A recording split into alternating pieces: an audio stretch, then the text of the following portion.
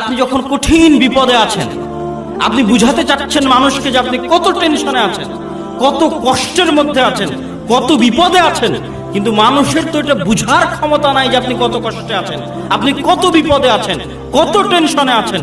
কিন্তু হুবহু আপনার মতো করে ঠিক যেই ফিলিংস আপনার, ঠিক যেই টেনশনের মধ্যে আপনি আছেন, হুবহু ওইভাবে আপনার টেনশনকে ফিল করা, যেই বিপদের মধ্যে আছেন হুবহু ওইভাবে আপনার বিপদকে আন্ডারস্ট্যান্ড করা, ঠিক যেই খুশির মধ্যে আছেন হুবহু আপনার মতো করে খুশিকে অনুভব করা, যিনি পারেন তার নাম লতীফ। আল্লাহু আকবার। কেননা আমার অন্তরকে হুবহু তিনি আন্ডারস্ট্যান্ড করেন। তাহলে আমার অন্তরের দুঃখ কষ্ট সবচেয়ে কে বেশি ভালো বোঝেন? আল্লাহ।